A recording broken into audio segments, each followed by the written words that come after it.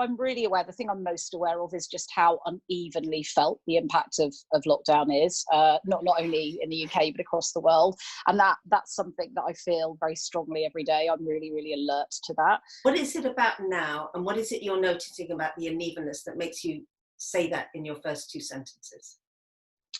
So I've always been conscious of it. So the thing is, I'm driven every day by social justice. My whole career has been dedicated to that. So I was already pretty alert to the fact that I'm really lucky, and lots of people around the world simply aren't.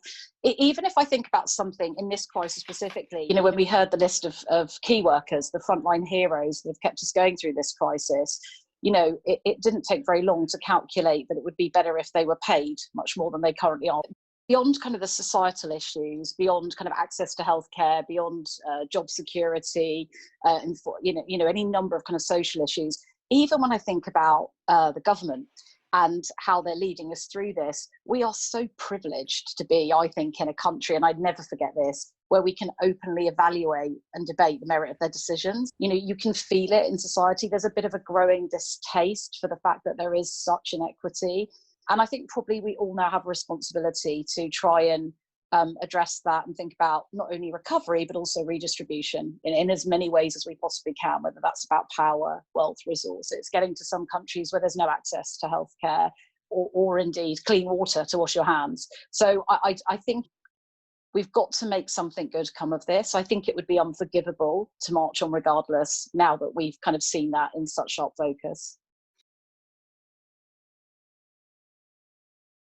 We've seen in our leaders a very them and us thinking around it. Well, we're here in whatever country we're in, and that's way over there, and it's tucked away. To what extent do you put responsibility for the way that we perceive these things in that way in the hands of our leaders, or do you think it's an inevitable thing because of the way that we're configured?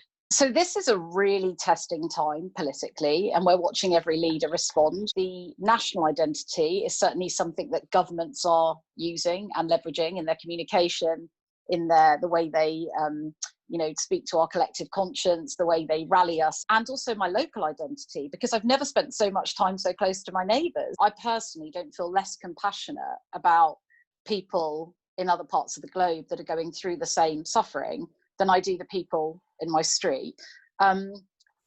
Clearly that isn't how the world works. People obviously, for some, they don't have the capacity to, it's quite overwhelming to think about just how large some of those seemingly intractable global issues are around inequality, poverty, access to healthcare. This is an opportunity actually for us. I mean, certainly if you look at the scientific community, they're collaborating like never before.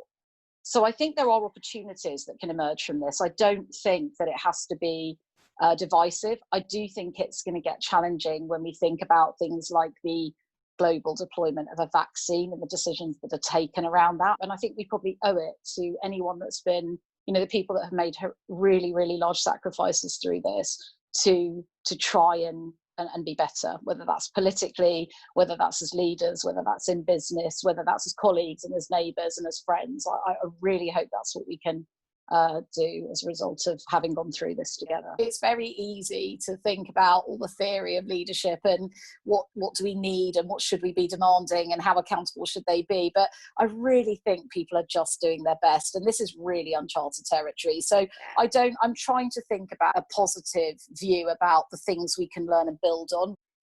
Thank you. Thank you. Perfect. Lovely spending time with you.